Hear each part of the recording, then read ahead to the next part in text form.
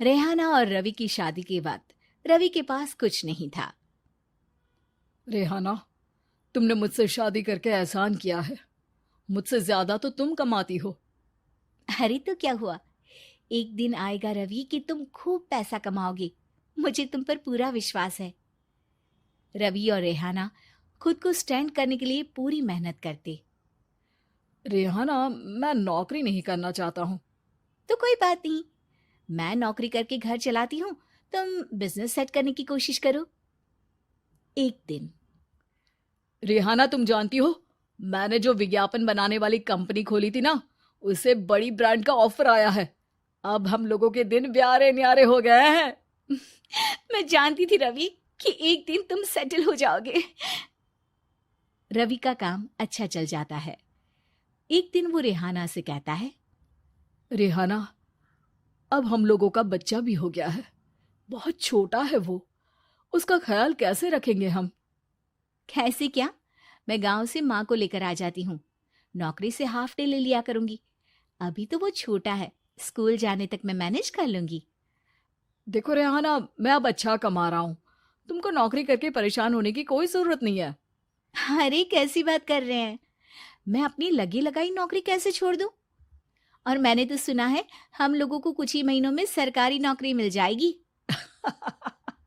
सरकारी नौकरी में कितना कमा लोगी? उतने में तो मैं ड्राइवर रख लूंगा।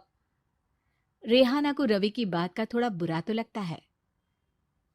कम से कम मेरी नौकरी की इतनी बेइज्जती मत करो। भूल गए, इसी नौकरी के बदौलत तुमने अपना बिजनेस खड़ा किया है। अरे वो तो मैं किसी के भरोसे भी कर लेता।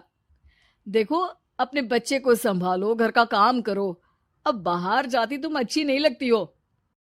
रेहाना रवि के कहने पर नौकरी तो छोड़ देती है, लेकिन अब बड़े से घर में उसकी कीमत किसी नौकर से कम नहीं होती। एक दिन रवि का दोस्त आता है। भाभी, हम लोग तो आपको तब से जानते हैं जब से आप लोग शादी होकर इस शहर में आए थे।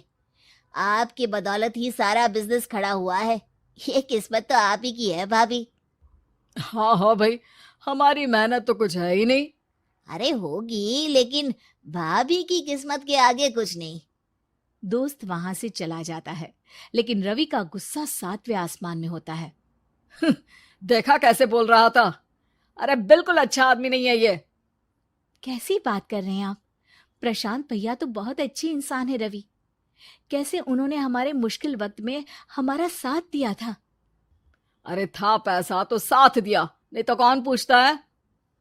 रवि का व्यवहार पैसा आते ही अलग हो गया। वो बंदे को बंदा नहीं समझता। घमंड से घिरे रवि ने तो एक दिन हद ही कर दी। रेहाना, मैं अब तुम्हारे साथ नहीं रह सकता हूँ। क्या क्या बकवास कर रहे हो रवि? क्या कहना चाहते हो? और क्यों नहीं रह सकते तुम मेरे साथ?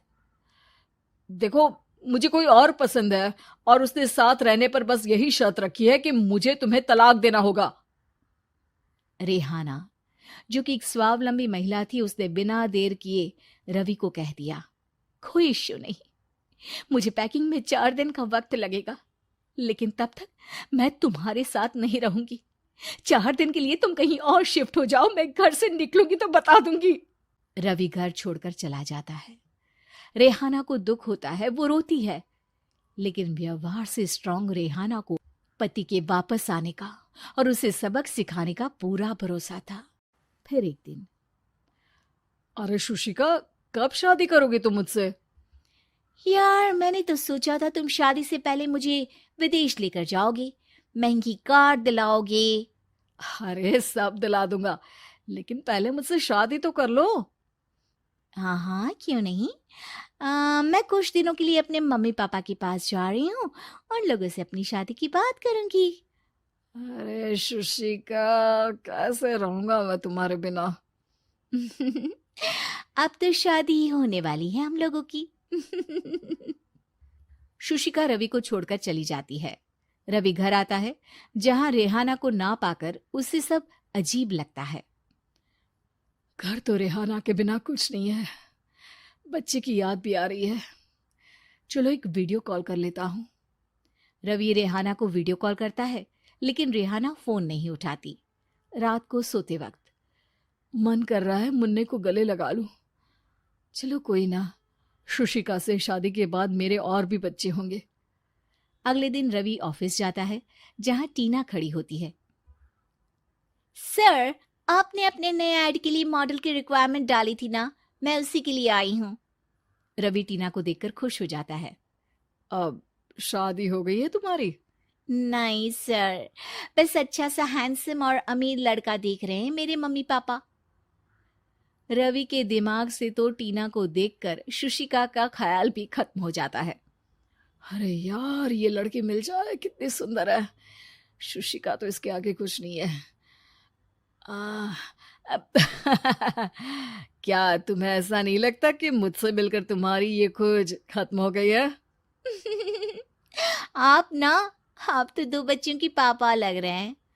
अरे नहीं नहीं, मेरी शादी तो हुई थी, लेकिन बीवी को किसी और से प्यार था, मुझे छोड़कर चली गई।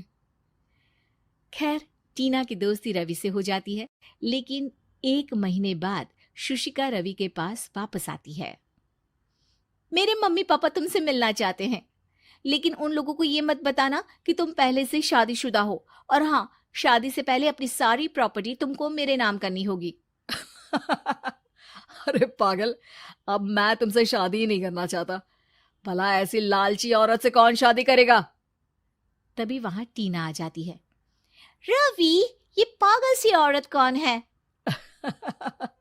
देखो, तुमने ही कह दिया ना पागल, तो पागल ही है। पता नहीं कौन है, कह रही है शादी कर लो, लेकिन शादी से पहले अपनी सारी प्रॉपर्टी मेरे नाम कर दो। बोल तो सही रही है।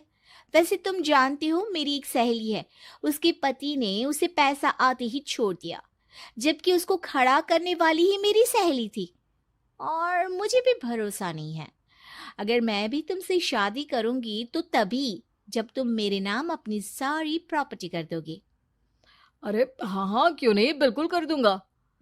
रवि और टीना की शादी की तारीख तय हो जाती है। वो अपनी सारी प्रॉपर्टी के कागज लेकर शादी वाली जगह पर पहुंचता है, लेकिन वहां टीना आती नहीं। रवि टीना को मैसेज करता है। कहाँ हो? सॉरी, मैं तुमसे शादी नहीं कर सकती, मुझे तुमसे भी ज्यादा पैसे वाला मिल गया। रवि को गुस्सा आ जाता है।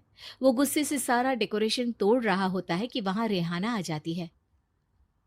सर, क्या हो गया?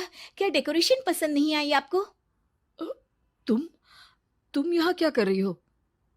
मैं यहाँ की डेकोरेटर हूँ। क्या आपको पसंद नहीं आई यहाँ की सजावट? रवि दौड़कर रेहाना के गले लग जाता है। मुझे माफ कर दो रेहाना। रवि रेहाना के गले लग जाता है और रेहाना टीना को थैंक्स का मैसेज करती है।